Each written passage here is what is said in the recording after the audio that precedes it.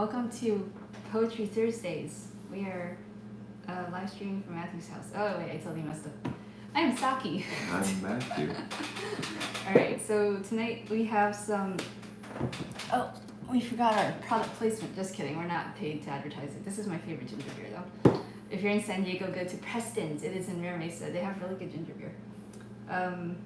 We were originally going to live stream from Preston's, and then what happened? Apple let me down. Didn't sync my poem to my phone. Very tragic. Something like that. Okay. Yeah, I think we were. You had it on your computer, and then you needed it to be on your phone for a reading or something, or is that okay? Mm-hmm.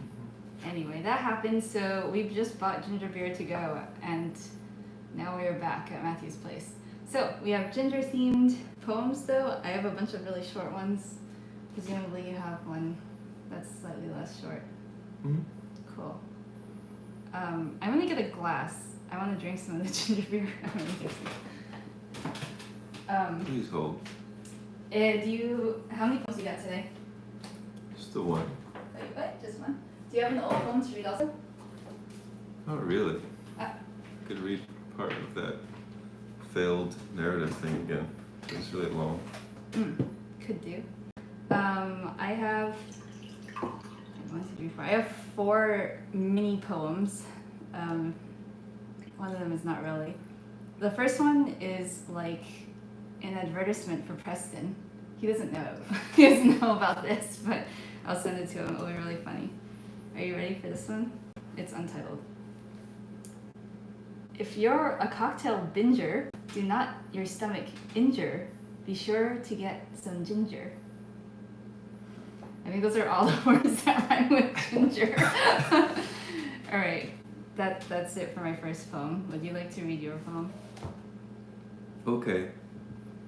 So I was on the Wikipedia looking up ginger facts, and they said that it's a cultivar, an exclusive cultivar, which is weird to me because you think of ginger as being like a natural this and a natural that, but actually it is the way it is because of people, which kind of reminded me of there's a creationist called Ray Comfort who used to argue that bananas are shaped like the human hand. I was just about to say bananas. And they have a little pop top because God made them for our convenience, but of course they are only shaped that way because people made it that way, not because God designed it to be convenient. It's the same thing with ginger, apparently. So that's what this poem is about. Ginger. Before infusions to meliorate nausea, before restorative vodka concoctions, before robust prophylactics for scurvy, before perfumes graced Confucius's luncheons. They say some unknown Austronesian agronomist, engrossed in encouraging rhizomes for supper, invented a cultigen splendidly worthy. Reforms are more often devised than discovered. Very nice. I'm so used to hearing like complicated words from you, but there weren't any extreme vocabs in there. Rhizomes? What? Cultigen? Oh, I don't know. I guess I don't know. Prophylaxis? Do people know I guess they do because of condoms and stuff. Okay. Cool. I actually also used the word rhizome in one of mine.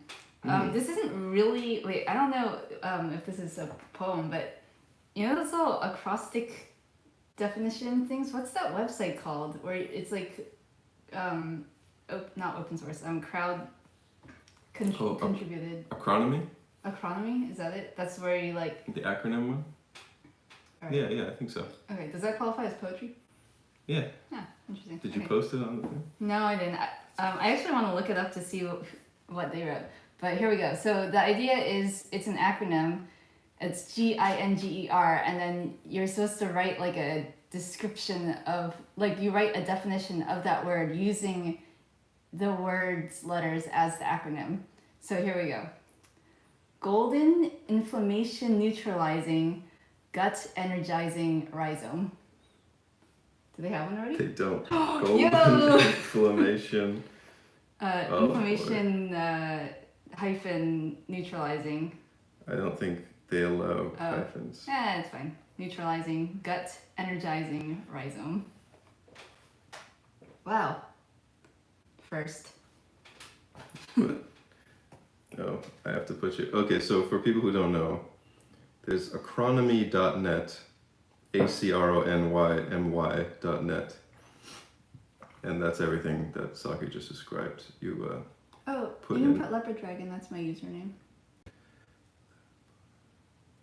Wait, there's only one D. Leopard dragon. Cool. Log in. Oh. Yeah, so maybe we could just like show the website on the screen, on the live stream.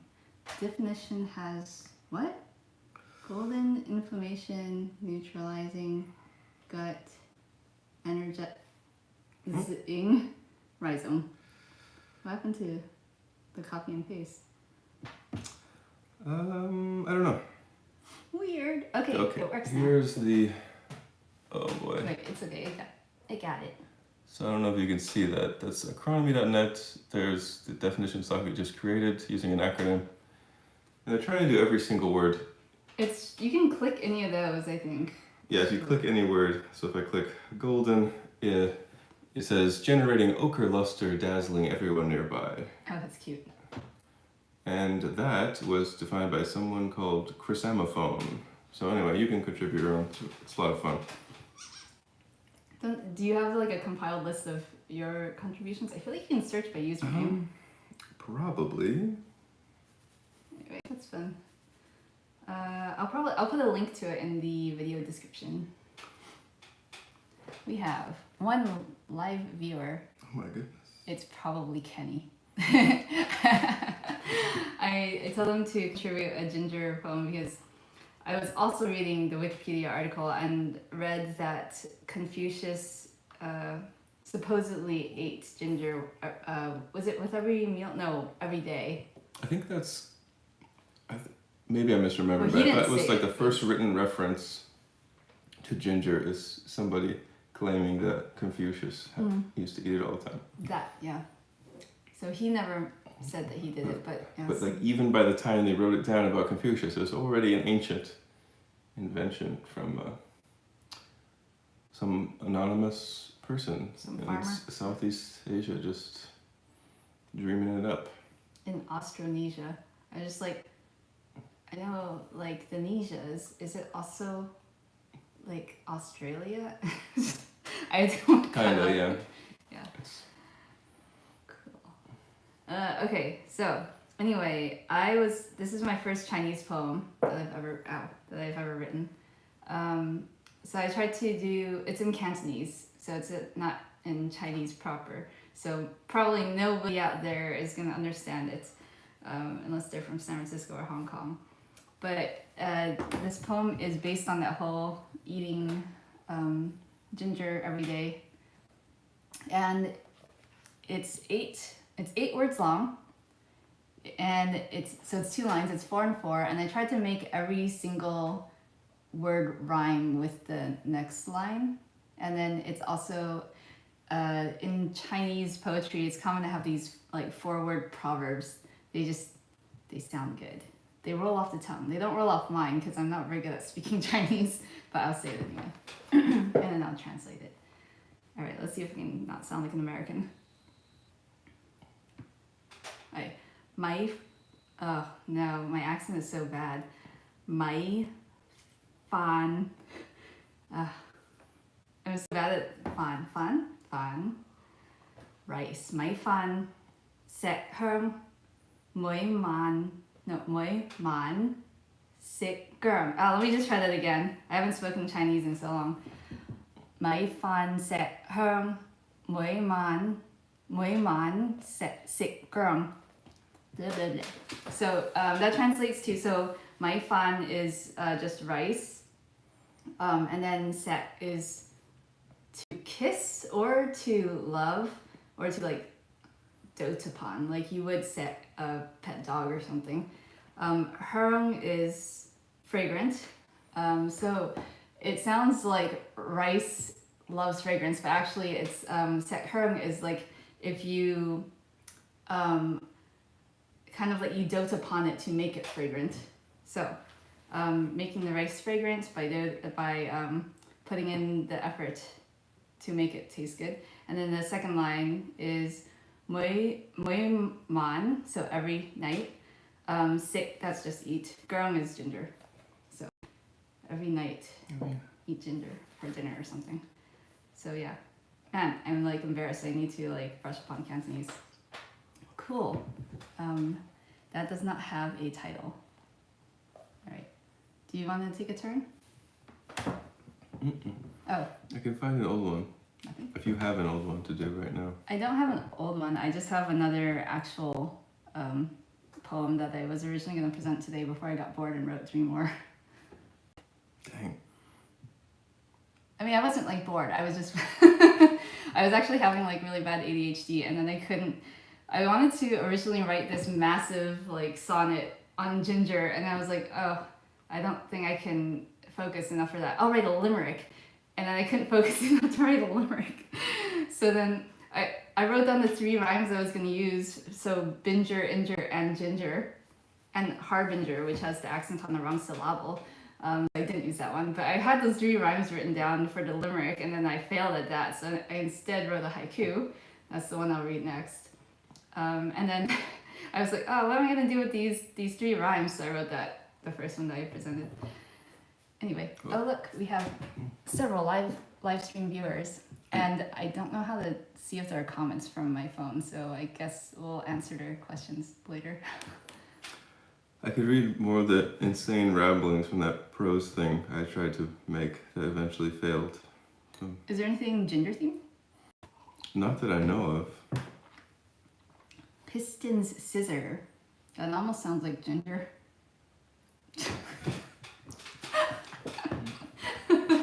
What is this? Is this something dirty? No.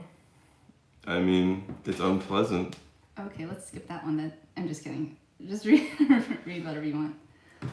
This is part of a long, crazy rant given by a philosopher in the street.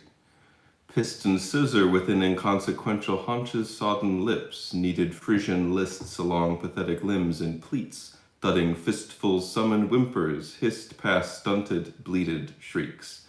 Arrested ordinances resonate accordingly, and mesh credulity above affordances suppressed. Pressure muffles flexure, only shallow plexus breaths, fetid exclamations bless, fresh cords of ductile leather into callow runnels stretched. It goes on like that. That sounds nice. I don't think I grasped what it meant. Also, you spell fetid instead of like footed with the... I think it's spelled either way. Okay. I always put feted with the like OE. Yeah. Wait, so what all happened? Is this leather making stuff? This is a really purple description of someone being beaten, I think. Oh. You think? Wait, so you don't remember what you wrote about? Well, it's like intentionally obscure what the hell this guy is talking about. And it goes on and on forever. This is like almost stream of consciousness. That's why it kind of didn't work. It doesn't really amount to anything. Just kind of a bunch of words that sound interesting together. They do sound really nice.